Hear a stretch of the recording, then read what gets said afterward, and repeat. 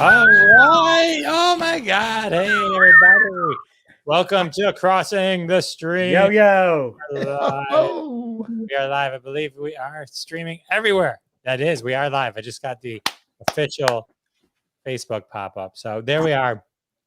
Welcome everyone to Crossing the Streams, the #1 show in over 1,700 countries, 67 states, ranked the #1 source for TV binge watching and movie watching news by TV Binge Watching and News Magazine, 14 weeks running. So welcome. We got Fabrication Illustrated is also ranks us highly. They love us. They love us. So we are here. We got Crossing the Streams. We have, I don't even know how many times Tony has been on the show now. So it's beyond record setting. So welcome back to the show. He's like Tom Hanks hosting SNL. He's a 5-timer by now for sure. Where's my jacket? He's like almost basically Joan Rivers at this point. So Crossing the Streams, for everyone tuning in, is the place. A bunch of folks get together. We talk about stuff that you should be binge watching on the various streaming platforms. It can be any platform, and it can be any new or old show. We sometimes dive real deep into some classics that people are doing, and then we also spend time just kind of recapping, because sometimes even we haven't seen the shows, and sometimes we'll see them after the fact, and we'll dive back into them. I am your host, Jeff Dwoskin. We're going to kick off, though, the way we always kick off, with our theme song. We're going to let Tony the first verse, and then Ron's going to take the second one. Take it away, Tony. Here's the story of some lonely fellas who spend way too much time watching TV. All of them have jobs and friends. Well, not really, just between you and me. They made a live show out of their hobby. Every TV watcher, TV watching dream. Jeff, Ron, Sal, and Bob, and there's Howard and Tony, and they call it Crossing Streams. And then one day they went live on all the platforms. You could hear the people laugh and shout and scream. So can't find another word that rhymes with platform. But man, we cross the streams. We cross the streams. That's the way we do it here. We cross the streams. Jessica, were you singing out there on Fireside? We are on Fireside. We're live on Fireside. So if you're listening, it's exciting. We are streaming also through the Fireside app. You can go to firesidechat.com/Jeff Dwoskin, and you will see past episodes that we have streamed, and you can listen to them. And also you can tune in and sign up and listen. Why go on Fireside? What's the cool thing, you ask, of Fireside? Well, on Fireside, you can actually come up and talk to us, and we can actually bring you right into the show. How cool is that? You won't be on video, but so don't worry if you're like, I don't want to be. No, you won't. You'll come up and you'll just talk. So if there's a show we're talking about or one that we've talked about in the past, then you can come up and say, hey, I watched this and all that kind of stuff. As customary, though, I do want to kind of focus on our guest for a second, Tony Berardo. Nice, Tony. We have guests all the time. Tony, remind everyone where they can find you after the show. Yes, aside from the #1 streaming show, this one, aside from that, I do have my own podcast, the Berardo Podcast, available on all platforms, as well as a YouTube where I do movie reviews, trailer reactions, and that is at youtube.com/Tony Berardo. And I am new. I just popped my Fireside cherry this evening, less than 10 minutes ago. And very exciting. Those are always the best ones. Which is a little different than doing the same thing on OnlyFans. I shouldn't have let Tony be the other video guy. I shouldn't let someone better looking be right next to him. Hey, speaking of good looking, Sal, is that a lemur crawling out of your shirt right there that I see? Sal has a shirt buttoned down so far. Why don't we all wear our button downs with our hairs popping out? But yeah, check me out. I'm excited. That's a little Wednesday for me. I like it. Sal still can't afford a microphone. Tell everyone about the Sal and Bob show. Oh wait, hang on. I'm supposed to put my earphones on. All right. Well, while you're doing that, I'm Jeff Dwoskin, your host, along with all my beautiful guests and co-hosts. And that's the Here. producer's job to tell me that. Oh yeah, it's sorry, we've only done this 46 times in a row. Easy. You think I'm with Alec Baldwin's armor over here? Oh, wow. Hey-o. Anyway, this is fun. We're going to talk a lot. We got some great shows that we're talking about today on the show. Some really great ones. But as always, I do want to remind everyone last week's episode 45, streamable via Fireside and YouTube from the Jeff Dwoskin Show. We talked about The King of Kong, A Fistful of Quarters, Party Down, The College Admissions Scandal, The Platform, and Samurai Gourmet. Samurai Yeah. Gourmet. Hey Jeff, can I just jump in and just say King of Kong was excellent, and I finally did also get around to watching The Platform. Not as excellent, but they're both interesting shows, and I just will compliment you that you finally got me to see King of Kong. That is actually an excellent documentary. King of Kong is one of the best documentaries ever. Where'd you watch it, on YouTube? I watched it on YouTube, and it is, as you said, free with no commercials. Okay. Super easy to watch. Wow, check that out. King of Kong is one of the best documentaries. You're there. Who's They're right. who's reverbing? Is that Sal? I don't know. I don't think so. It's not me. It's Nope, me. not me. Hello. So Howard, if you haven't seen it, you got to check it out. King of Kong. Yeah, no, I've been so dicey watching new stuff lately. Just mental bandwidth has been limited. So, but I was happy to jump into my show that I'm reviewing this week and watch a bunch of those. It's good background stuff. So, hey, Wait, we got Bob Phillips is chiming in. He says, "Hey, fellas, he's in Chicago." Our normal hi, Stephanie and Jessica on Fireside. If you want to jump on, we're about to talk about some cool shows. But we're Bob saying the hello to suit Bob in was chiming in from Chicago. Chicago, and my brother-in-law. What's up, Nice. Brian? my neighbor. Hey, Brian. And We got- our neighbor. But Brian, this, you pop down and pop on the show with us one day soon. Make So, a guest yeah. appearance. for sure. And so this week we got a few cool shows that we're talking about. We got the Movies That Made Us, which is one of my favorite series on Netflix. We're going to dive into that. We got Coda on Mhm. Apple TV. We have Dune. That's a cutting edge. Tony watched Dune for us. Rita Moreno, Just a Girl Who Decided to Go for It, is Sal is going to cover that documentary. So we're excited to talk about that. Anyone who's seen those, Stephanie, Jessica, or any crew on Fireside, or anyone comment along if you've seen, we'd love to hear and bring you into the conversation. I do Hey, want Jeff. Oh, Sorry. yeah. Go ahead. I was Go ahead. just Go gonna ahead. say we sometimes when we lose pop culture folks, we lost 2 this week, both to cancer. Bad week for Howard and I. We lost a friend as well. And Bosom Buddies, Peter Scolari, and Gunther from Friends, James Michael Tyler, both passed away. Yeah, not just bosom buddies with Peter Scolari, but Peter Scolari Newhart. was also fantastic in Newhart. Yeah. Just he was so key to that show. He was great in a lot of other things that he did as well, just little roles in movies and stuff like that. You know, And he was a Gunther, super juggler too. yeah. It's- I remember seeing him do that on some variety show or something. But yeah, it just and Gunther. My wife was heartbroken about Gunther. Gunther was one of the best reoccurring characters of any show.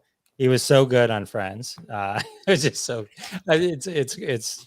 He should have ended up with Rachel in the end. That's, I always felt bad for Scolari on Bosom Buddies because I know they were paired off to be both comedic forces on the show, but Tom Hanks was just so freaking talented, and I always felt like it was such an unfair fight right from the very beginning. So he got kind of cast into the funny, but not quite as funny as Tom Hanks' role. Yeah, but Yeah. Scolari was much more straight man, right? I mean, Yeah. that's the kind of role he always played.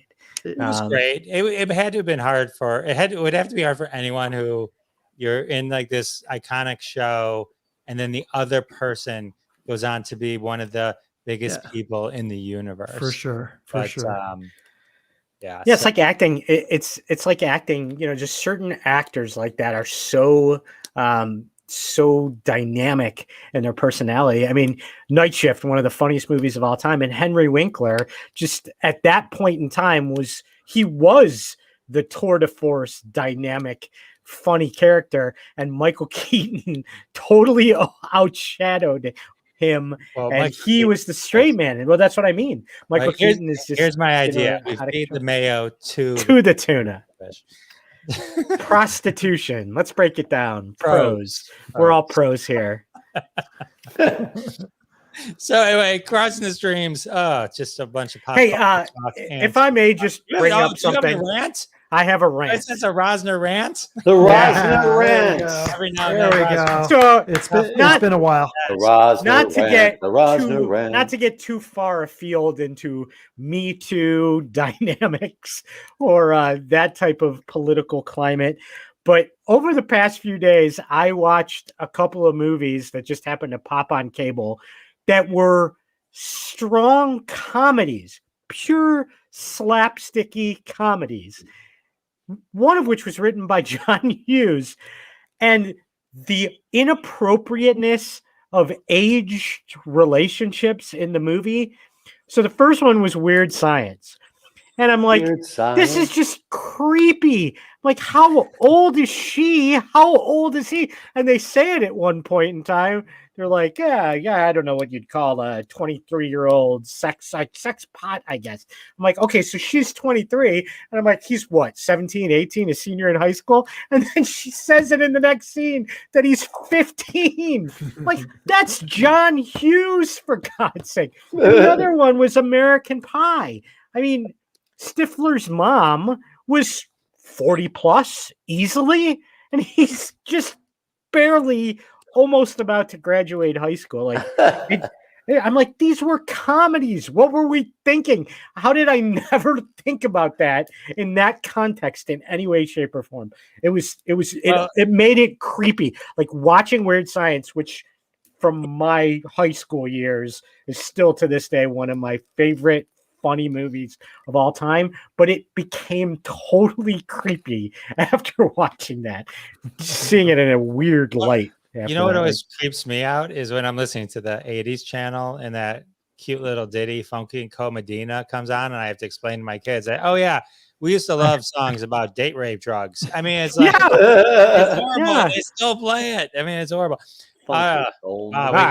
right, let's get on. We got some really this is one of my favorite series. We're going to cover the movies that made us on Netflix, which is, to me, I can't find so the movies that made us. This is we could probably spend an entire episode. We'll probably cover it again in future episodes, but I did a Jurassic Park shirt for this. Fantastic. Nice. And I have my top 5 records from High Fidelity. But so the movies that made us it's great. It is such bubblegum, pleasant to watch, but really informative television. So if you haven't seen it, what it is now 3 seasons on Netflix, each episode focusing on the making of a different movie that was a cultural icon. So just really quick, the list of the movies that have episodes so far: Dirty Dancing, Home Alone, Ghostbusters, Die Hard, Back to the Future, Pretty Woman, Jurassic Park, Forrest Gump, Halloween, Friday the 13th, Nightmare on Elm Street, RoboCop, Aliens, Coming to America, Nightmare Before Christmas, and Elf. And they're all great. I mean, every episode I've seen is fantastic. So, like I said, aside from being really informative and getting pretty good interviews of a lot of the people that were heavily involved in making those movies, the one thing that I love is they don't make them overly serious. They do an incredible editing job with the graphics also, where they use movie lines from characters in that specific movie or that actor in a previous movie that just like answers a question or accentuates a question, and I love it. It's so upbeat because of that. But the stories and the information that they provide is fantastic. And a lot of it is stuff that I never knew before. So I don't want to get too far afield in any of the episodes, but just a couple of things that came up in some of the episodes that I really liked. So there were a few things in the Ghostbusters episode that were just incredible. I never knew that Dan Aykroyd's family was so big generations back into the occult. And that's where he got the idea, Aykroyd, to start writing this script that he'd had for a long time. And he had written the script. I was amazed by this. He had written the script for the original 3 Ghostbusters to be him, Belushi, and Eddie Murphy. Which you think about that would have been pretty amazing. So they talk about that. Obviously, Eddie Murphy had become just a superstar. Belushi had passed away. They brought in Harold Ramis, and there wasn't a 4th character. They brought that character. They brought the Winston Zeddemore character in later, and then but the homage to Belushi that's in the movie as it is now is. They demanded that Slimer look like Belushi. So that was, they took a lot of facial features. So that was interesting. Pretty Woman, I thought was amazing that it was really written almost as a serious movie, the original script, like a serious, and the end was not a fairy tale princess ending. That was amazing. I loved one of the facts from Forrest Gump was that Tom Hanks didn't have that accent down when they started initial filming for the movie. And the way that he developed that accent, which really, he was just doing a Southern accent. The way he developed the accent was the kid that played young Forrest.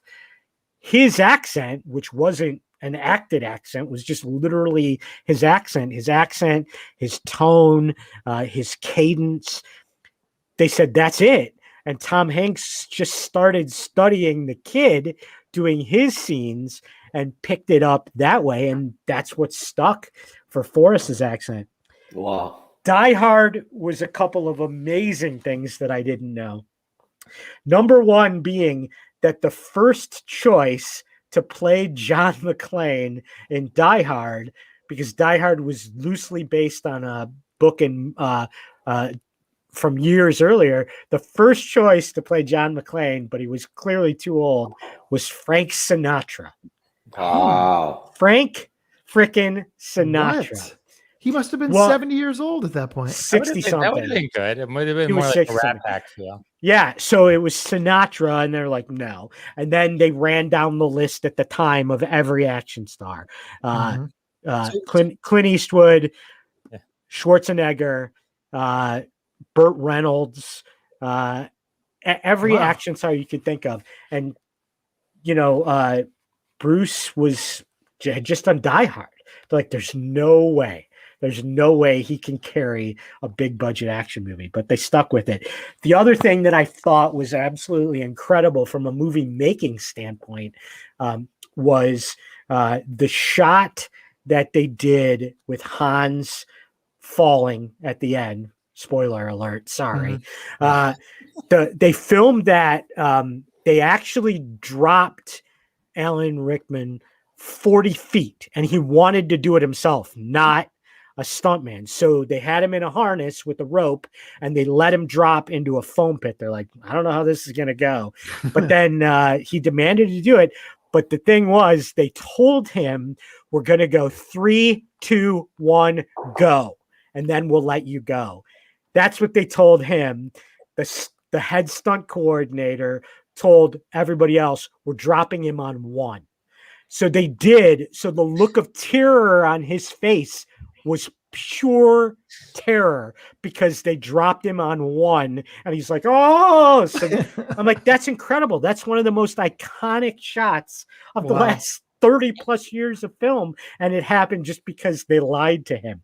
And then the other thing was Elf was, the way the movie came together was a writer who had written this script couldn't get anybody to go for it.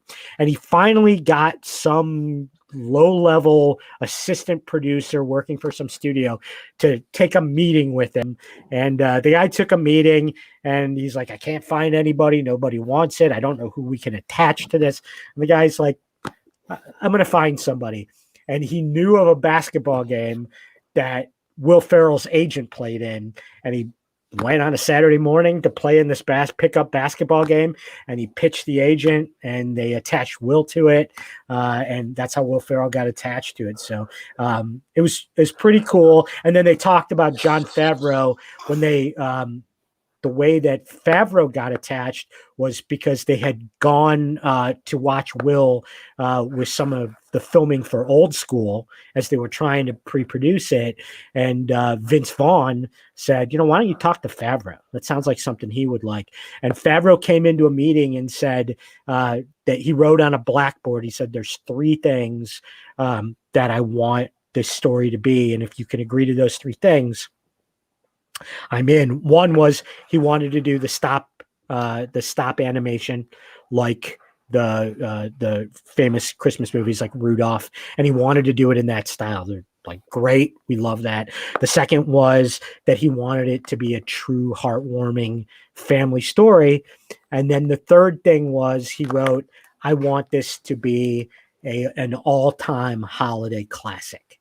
And which is just incredible foresight. It is. So yeah. So here's the interesting thing about Elf. David Berenbaum wrote the script. Favreau directed it. Ed Asner was Santa Claus. It's the most Jewish Christmas movie. Yes. And it's the best. It's yeah. Well, everyone tuning in, we're talking about the movies that made us on Netflix. If you're on Fireside and you want to jump in, if you've seen any of the movies or even one we haven't talked about, jump in. We'd love to have you part of the show. Yeah, Berenbaum said that he didn't really write the movie as a pure Christmas movie. He wrote it as a father and son coming together, and he wrote it after his dad had passed away. So it was purely it was cathartic for him, and he talks about it at the end of the episode. So I love this series. There isn't a time I don't walk into a room and I'll just go, I'm singing, and you're my dad, and I love you. My wife and I all the time say to each other, bye, buddy. Good luck finding your dad. Thanks, Mr. Narwhal. So Roz, I got a question. So each episode takes a look at one movie kind of thing? Okay. Yeah. And it takes a look at it from conceptualization through release, pretty much. Cool. Jurassic Park, Jurassic Park episode. Jurassic Park, a lot of people obviously know this, but Jurassic Park changed movie making forever. And it was really one guy who realistically changed movie making forever. It was a guy who was on the team that was charged with doing what was supposed to be the animatronic dinosaurs, and was partially. And he's there. They're like, we might be able to do this with computers. And his bosses were like, no, we're not doing it. It's not. There's no way. And he on his own took months designing the T-Rex running in computers, and finally put it on a disc. And they took it to a screening with Spielberg and the studio and George Lucas, and they're like, holy Spielberg. They said Spielberg, his head almost exploded, and they're like, holy shit, that's it. And that guy doing that literally changed CGI for movie making forever. Wow. The interesting thing about this entire series is they maybe have, like in Jurassic Park, which is why I'm wearing my Jurassic Park, they have Sam Elliott, I think. Like, he might be the only real big name that they actually got. Gary Sinise for Forrest Gump, yeah. Yeah, but the cool thing about that is it's the other people, it's the lower level folks, or the folks we don't know about, right, that have the best story. It's like Pretty Woman. The Pretty Woman one is spectacular. Like, they went to the schlockiest movie making company in the world to get this made, because and that's the funny thing about all these movies that made us, is almost every one of them didn't get made. Yeah. It's like they sat around for years. Like, I don't remember which one, if it was it might have been Pretty Woman, where they almost had the deal, and then it was one of the movies where then it gets shelved, and then the person goes to another studio where the person happened to bring it up, and now that person who loved it, the other studio, is at this studio, so it kind of comes back to life. And it's just a series of like stories about all these things. It is amazing. And I'm new to this series, Howard, but I just caught the last two. I just watched the Halloween and Friday the 13th episodes, and I love exactly the little production things that you didn't realize. I love all the stories like that. So this show chronicling little things that are trivial is a fascinating way to analyze shows. As an example, Halloween, I think I mentioned to you, Halloween spent a third of their $100,000 budget.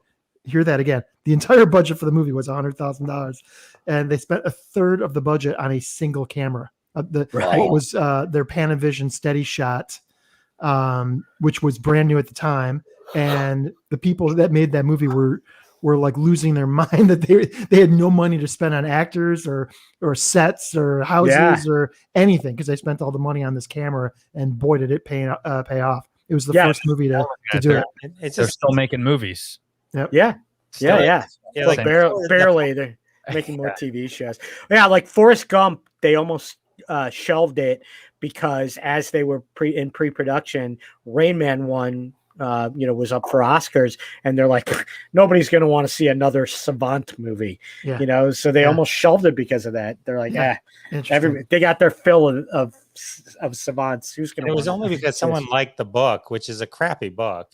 Which has nothing to do with really what they turned it into. It's like, it's so interesting. All right, well, let's give someone else a chance. That was fun. But we can always circle back. And there's other versions of that series. There's The Toys That Made Us, which is fabulous. We should probably all watch one of those. We could do an episode of that. I watched one on Star Wars and the Power Rangers. It was super cool. Yeah. So, all right, let's talk about the movie that seems dividing the world right now, which is Dune. Many years ago, they made a movie called Dune, and it takes place in sand, if you haven't seen it. And for some reason, they decided to remake it. And our agent on the field, Tony, went and saw it. So tell us all about it.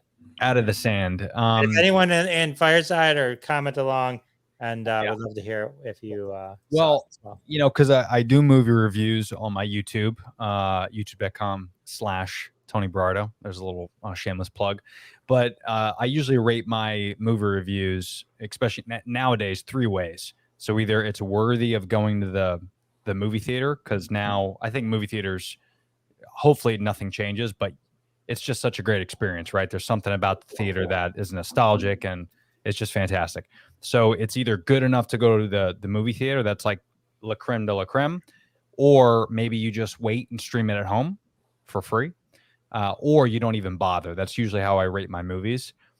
And I watched Dune the second it came out on HBO Max, because I didn't want to go to the theaters for it, just because it was on a Thursday. And I did a review immediately after, and I got so much hate on that review. So I'll tell you what the movie's about if you don't know. So here's a quick synopsis.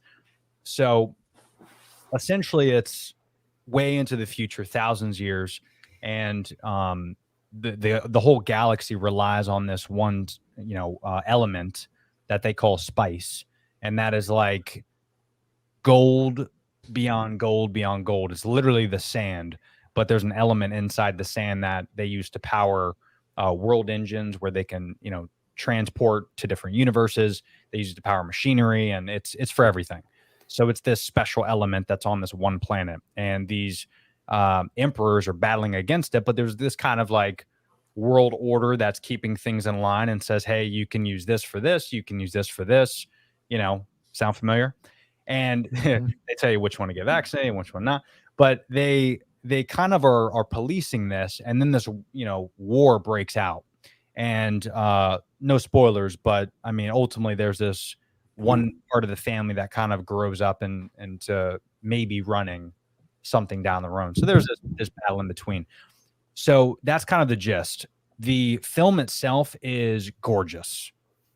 It's worthy of watching just because it's so unbelievably breathtaking. Very like Inception. Like when you watch that, you're kind of like there's mixed reviews about Inception and how it's confusing and all this stuff, but it's just gorgeous, right? We could all agree to that. That's kind of how this is.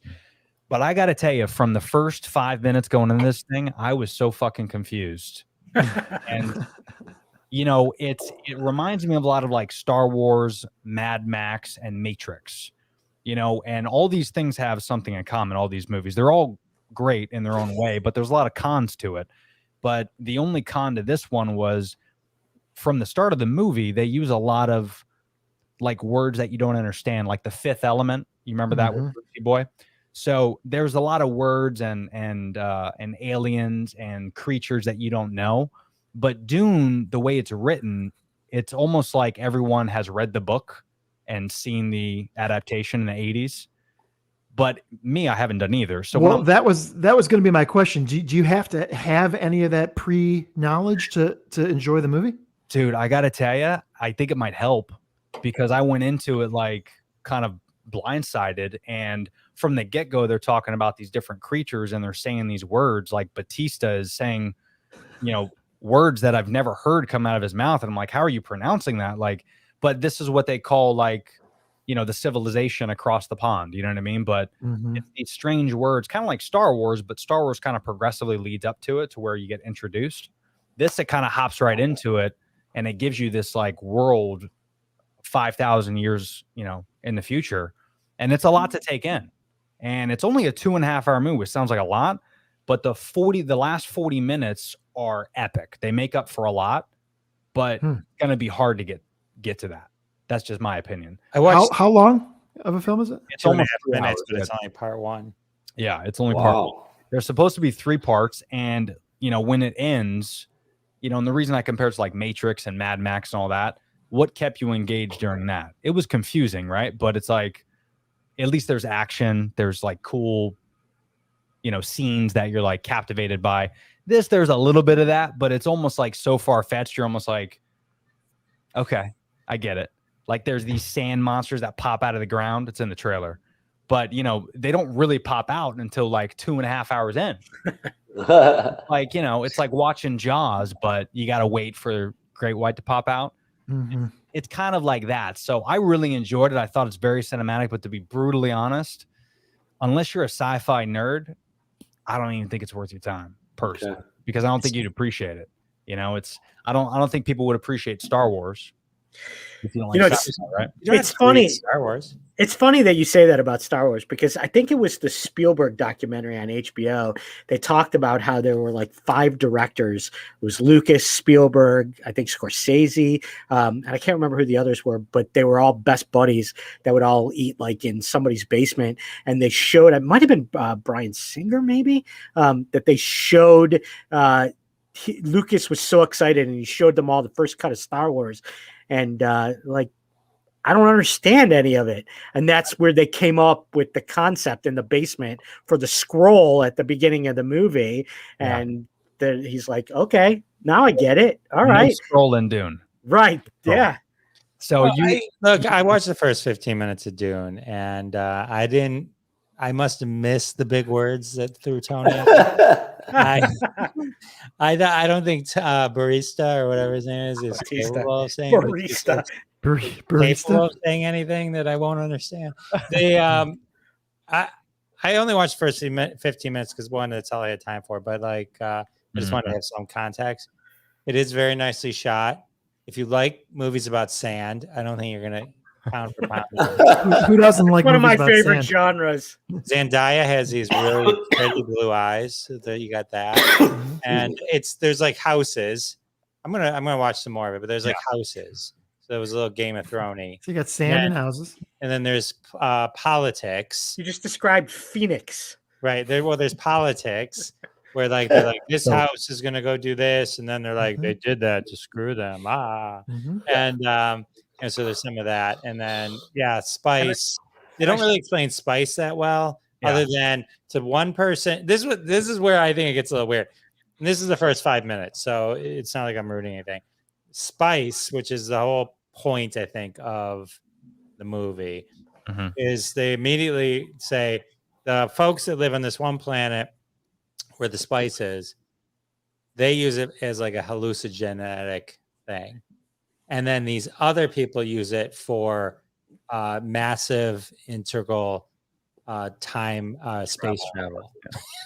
So it'd be like people fighting over marijuana, where like you guys are using it high, and I'm jumping black holes and wormholes and going from universe to universe. Like it's like mushroom. The one thing can like do both. I have yet to figure out yet, but I'm also only 15 minutes in, and I don't know that. But that's the magic of spice. And listen. Here's the thing. I should point out. Last thing I'll say is, and not that they're saying big words like I don't understand them. Like they're not saying like supercalifragilisticexpialidocious.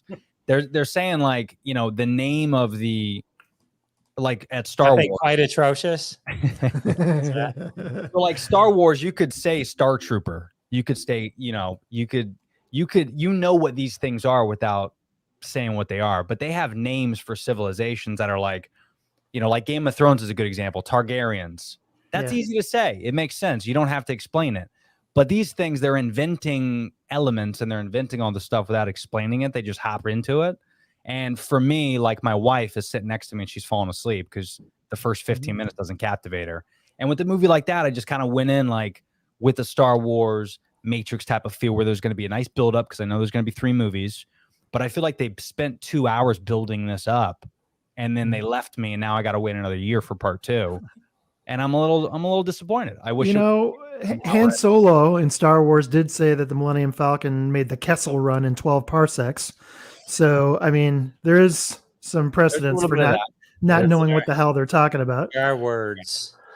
Well, to be honest with you, not to jump genres here, but Tony, it sounds like your review of this movie is the same as mine of Many Saints of Newark. I thought that was going to be like a culmination of everything that had to do with The Sopranos, and it was just going to be like one movie, the final act. But it's not. They're already setting up for more and more of those, and it's like you just said, Tony. I was disappointed because I wanted the whole thing in that movie. I wanted to know everything about Tony and everything about everybody, but they want to make money. I get it. You know. No, great example because there's going to be like probably 4 of those. Exactly. They're going to do it as a series. Correct. I think they're going to move forward too. All right. Well, takes all the pressure off. We can circle back to Many Saints of Newark, but let's talk about Sal, your show for today, which is Rita Moreno, just a girl who decided to go for it. Yeah. Thanks, Jeff. So this is on Netflix. I'll be honest with you. Jeff texted me a couple of days ago and was like, "What are you gonna? What are you reviewing on our hit show?" And I didn't quite know what to do. So I, like Ron does, I clicked on Netflix and it suggested this Rita Moreno documentary. I love documentaries. I love Rita Moreno. Who doesn't? And if anything, I found out she's not Dan Marino's mother. So that was the first thing I found out. No, but Omar Moreno. But she is for some of our millennials watching. You might not know who she is. She's a wonderful, wonderful actress who started her career. She was born in 1931. She's actually still living today, and she's part of the documentary herself. She actually narrates the whole documentary. It's kind of shot with scenes of her in her looks like a fabulous apartment in New York or something. But she kind of narrated herself. She's 89 years old. She's actually creating a project right now for Netflix. So she's still working. But this kind of hit home for me because she's an immigrant, which is what I am.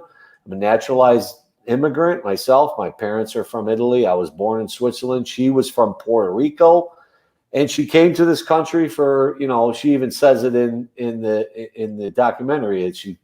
Her dad was nowhere to be found. Her dad stayed back in Puerto Rico, but her mom brought her to America to have a better life. And she is I actually love this documentary because she said her first viewing of the Statue of Liberty, she actually thought that lady was the president of the United States. She didn't know. She's just like, I see this big lady holding a torch in the middle of the water, and to her that person must be the president. I mean, that's how far-fetched some of these immigrants were. But anyway, her mom brought her to New York to have a better life, and the problem was that she was Puerto Rican, and back then you were labeled that. I mean, that's what it was. And she started dancing at a very early age. She was very theatrical her whole life. She said she wanted to be in the movies ever since her mom took her to a movie. So that's what she wanted to be. And boy, did she ever go for it. And it's kind of ironic. That's the name of her show or her documentary. But she just worked herself up. And, when she got her first roles when she was 16 years old, they literally, some of the roles, and they would show great footage of all her movies and just things that she went through. But they literally showed her, she wasn't that brown. They painted her brown in everything she did to make her look more Caribbean or more Puerto Rican. And she hated that. She said she was very, very depressed for many, many years because she was always labeled as Well, go ahead, Ron. Yeah. Yeah. Well, if you look at the screen adaptation of West Side Story, which she stars in, correct. They clearly painted her, and it looks bad. In fact, it looks bad on all of them. Yes, and she hated that about that, But she was trying to earn a living. She was trying to make a name, and I don't want to get into too much. I know we're pressed for time. It's a wonderful documentary. One of the highlights that I liked about it was you got to remember, this is like the early 1950s and things were kind of crazy. One of her kind of side jobs, and it's not prostitution. Please do not take it this way. Back then, there was actually a service. It was in the Yellow Pages or something where you can be an escort for people that have a lot of money that aren't married. And she literally did that. She went along with this guy to a party, and he was well off, and she's at this party, and she meets, I don't know his name exactly, but it's Mayer, the mayor from Gold, the Mayer movie industry mayor. Mm-hmm. And he actually sees her at the party and literally just says, she even says this in the documentary, that it's the first time she ever heard a guy use this phrase, but the guy said, "I want to fuck you." Okay. Pardon my French, but she's like, oh my God, it like shocked her. She had never heard a guy say that to her. And obviously she did not go down that road, but she was like, okay, now I see what's happening in Hollywood, how women are perceived as, I was just a piece of meat to one of the biggest industry people, one of the biggest producers and owners of a studio in those days. So, here we are today with the Me Too movement. I mean, it started all back then.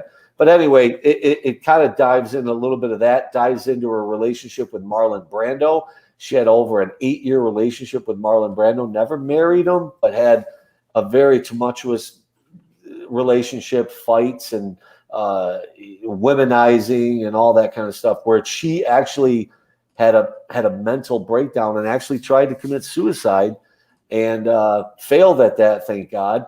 And 7 years later ends up doing a movie with Marlon Brando 7 years after trying to take her life because of her relationship with him.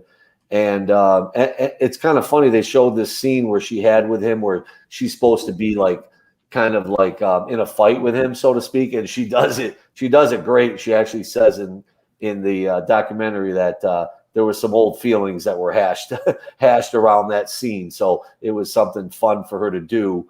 in that moment. But anyway, just went on for a great career. She's actually one of the only actresses to ever win a Tony, a Grammy, and an Oscar. EGOT. Yeah. Yes, an EGOT. It's exactly right. She's the only living actor to have won an EGOT. Correct. And she's just a wonderful talent that persevered for many, many years. She won an Oscar, as Ron just said, in West Side Story. She didn't get a job for 7 years. Think about that. Think about Matthew McConaughey winning an Oscar. How many roles did he get offered after winning an Oscar? She got none for 7 years. She did nothing because they kept offering her the roles where they wanted her to be kind of like the brown girl, and she didn't want to do that. So she stuck to her guns, didn't work as much, but went on to do many, many different things. I mean, she was in the series Oz, where she was just great in that. And the director, I forgot she was in that. Yeah, the director that interviewed, they interviewed for the documentary. They said people thought he was crazy for casting her as that part, and she went on to do tremendous things with that part and many, many others. And she's over 70 years, 7 decades in Hollywood. She's just a national treasure, and I really liked it. I recommend it for everybody. How many tomato sauce jars? I give it 5 tomato sauce jars. Wow. 5 tomato sauce jars. Yeah, absolutely. That's a lot of tomato sauce. 6 with my head in the middle of it. So most importantly, she was on the Electric Company. No. Yes. Show. Oh, good.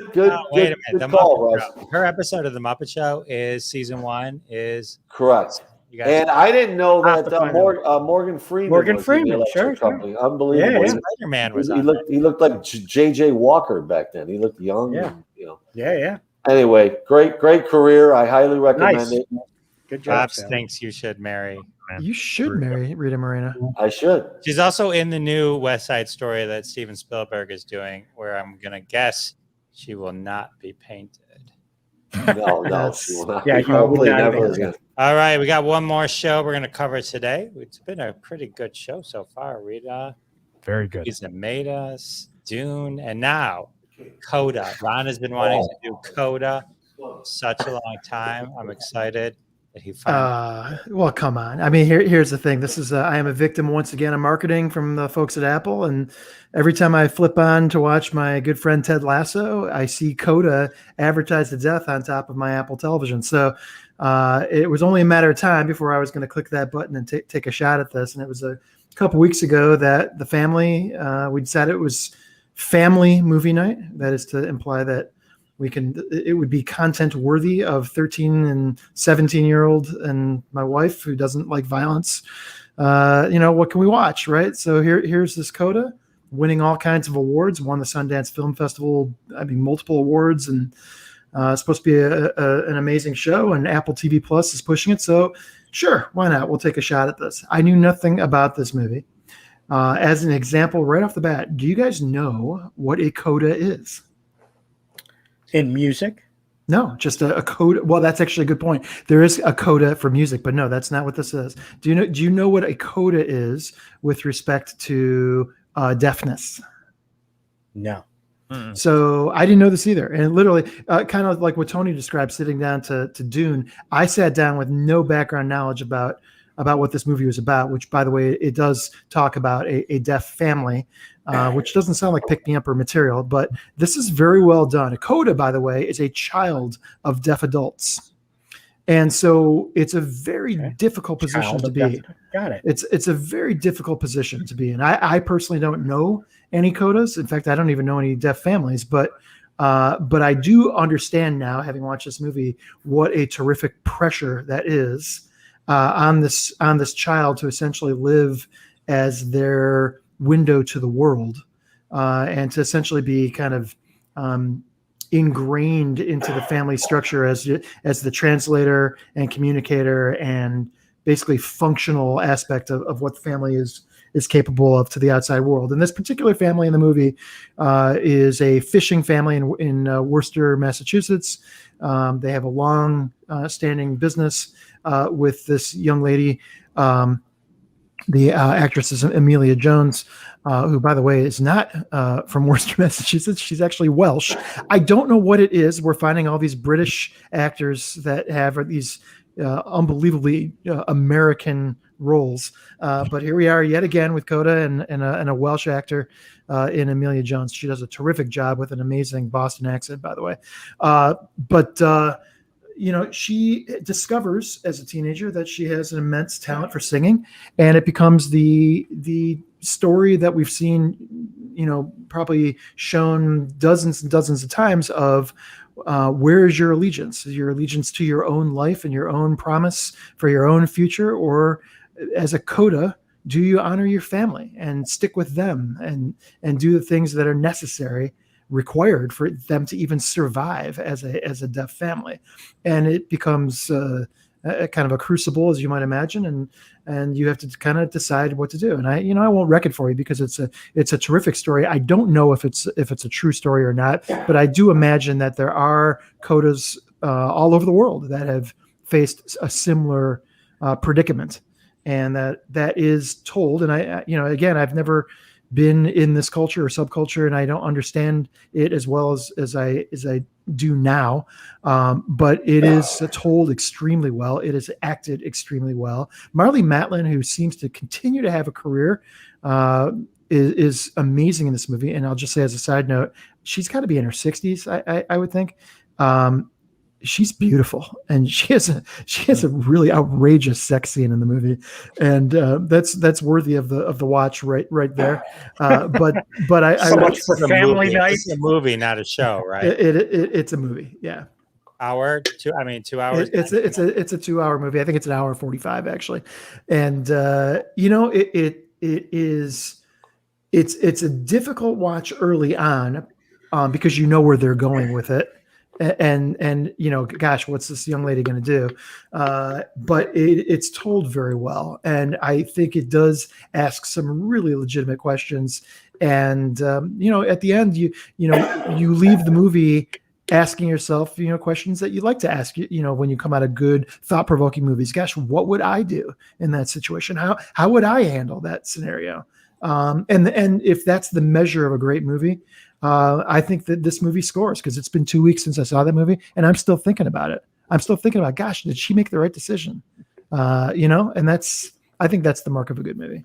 Okay. So listen, I check it out. Apple TV Plus continues to pump money into their production. This is produced entirely through Apple TV. Score another one for Apple TV Plus. Good job for them. Nice. I highly recommend it. It's funny you mentioned like thinking about movies later and the decisions that people make.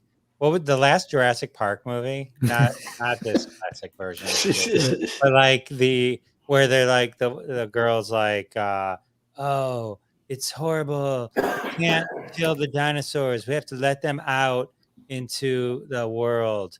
And then they let all the dinosaurs into basically our society. Mm-hmm.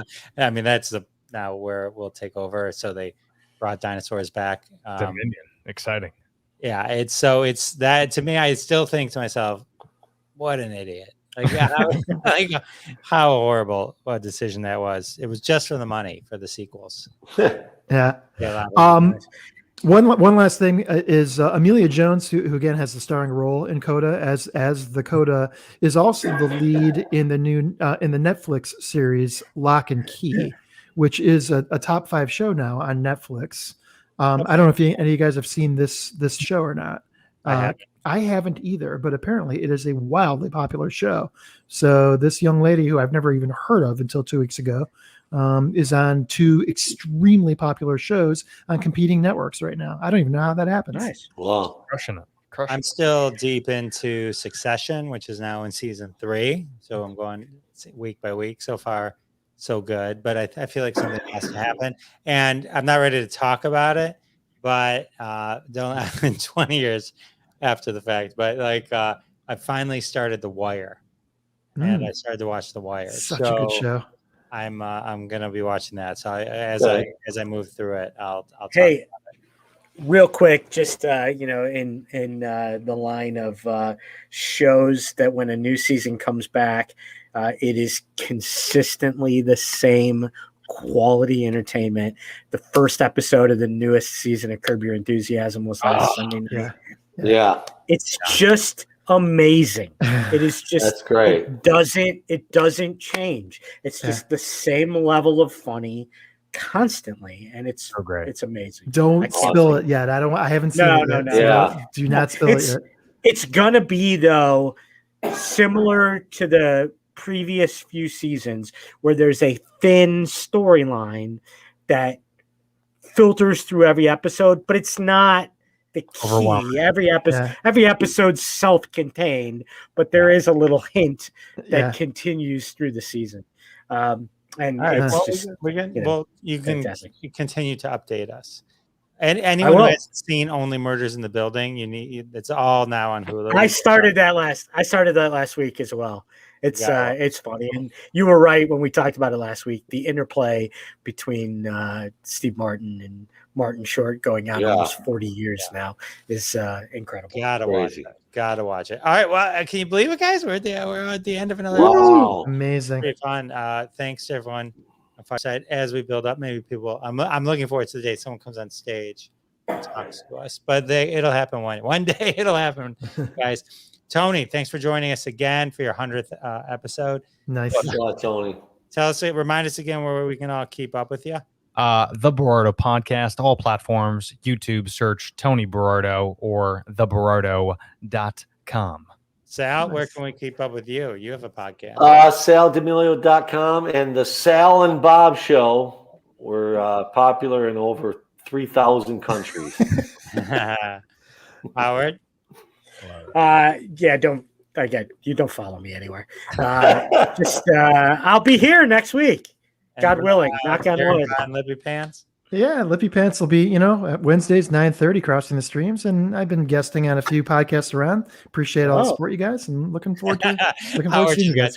And I'm Jeff Dwoskin, host of Live from Detroit, the Jeff Dwoskin Show, the Jeff Dwoskin Comedy Show now officially, because it helps with SEO. So catch us here every week. Catch us live on firesidechat.com/Jeff Dwoskin. On YouTube, Facebook, the Twitter, wherever you love your shows.